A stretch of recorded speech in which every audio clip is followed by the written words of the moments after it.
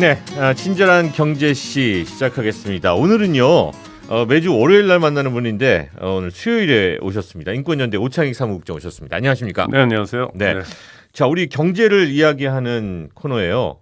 오늘 경제에 대한 이야기 중에서도 얼마 전에 있었던 이 정영진 신세계 이마트 부회장의 멸공 게시글 이후에 계속해서 지금 이어지고 있는 아직까지도 네, 이 그렇죠. 논란에 대해서 한번 네, 이야기를 네, 나눠보도록 하죠. 파장이 만만치 않은데요. 네. 일단 정치권 쪽으로 뻗어나간 얘기가 있죠. 윤석열 후보가 이마트 가서 멸치하고 콩을 사는 장면을 찍어서 네. 인터넷에 게시하고 따라서 나경원 전 의원 또 최재형 전 감사원장 등이 같이 올렸죠. 그러니까 이제 정치적으로 한쪽으로 가는 게 있고요. 그런데 저는 그 이전에 정영진 씨가 했던 멸공이라는 말 자체가 좀 문제가 있다고 생각합니다. 멸공. 네. 공산주의를 멸한다. 공산당을 멸망시킨다. 멸망시킨다. 네, 뭐 이런 멸망할 얘기죠. 때 멸입니다. 멸자가 이 옥편을 찾아보니까 멸망할 때 멸 또는 뭐 없앤다, 제거한다 이런 겁니다. 그러니까 공산당이나 공산주의를 없애는 건데 네.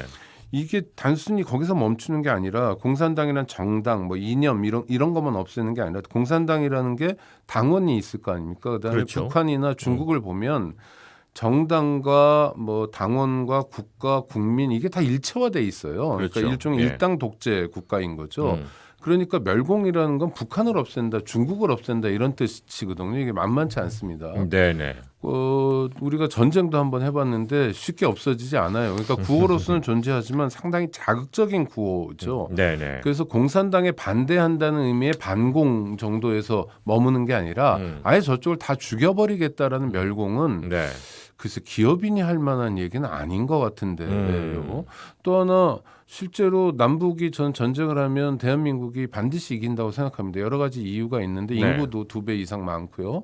군사력도 세고 또 경제력이 특히 압도적이기 때문에 군사력은 경제적하고 짝하거든요. 네네. 그러니까 이제 대한민국이 당연히 이길 텐데 여러 전문적인 분석에 따르면 그냥 이기는 건 아니고 대한민국도 엄청난 희생을 치러야 하는데 그게 300만에서 500만 정도라는 게 정통한 분석이거든요. 네네. 그러니까 결코 그래서 이기고 싶지는 않은 거죠.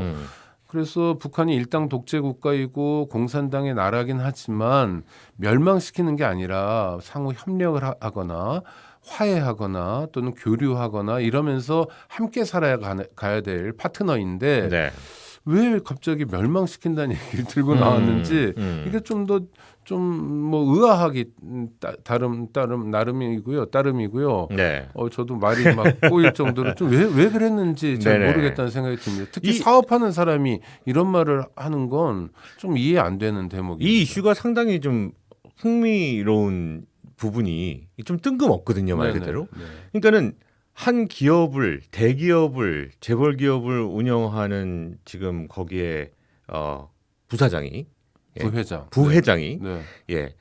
이것을 이렇게 멸공이라는 단어를 굳이 SNS에서 인스타그램에 올리면서 태그를 하면서 꾸준하게 지금 계속해서 이야기를 하고 있는 거거든요. 그러니까요. 이게 뭐 어디에서 기인한 건지 무슨 의미를 가지고 어떤 의도를 가지고 이야기를 하는 건지 저는 잘 모르겠어요. 그러니까 신세계 이마트 뭐 스타벅스, 스타필드 이런 거를 경영하는 최고 책임자 아닙니까? 네. 신세계 회장이 자기 엄마예요. 이명희 씨고. 그러니까 외할아버지가 이병철 씨죠. 삼성그룹 창업주. 그러니까 외할아버지, 엄마, 자기에게 이렇게 기업이 3세째 이어지고 있는 건데 사실 삼성이 그만큼의 영향력을 갖고 시장의 점유율을 갖고 또 신세계 이마트도 그렇게 장사할 수 있었던 건 소비자들이 화답해 줬기 때문입니다. 그러니까 어떤 의미에서 한국의 대기업들은 국민기업이라고 봐야 되는 거죠. 자기 혼자 클 수 없어요. 결코. 유통 특히 더 그렇습니다. 소비자에게 굉장히 밀접한 그런 뭐 판매를 하는 건데 그런데 왜 이렇게 엇나간 얘기를 할까 정말 좀 이해가 안 됩니다. 그럴수록 더더욱 몸조심, 마음조심, 뭐 입조심 이런 걸 해야 되는데 그렇지 않았다는 게 좀 의아하고요.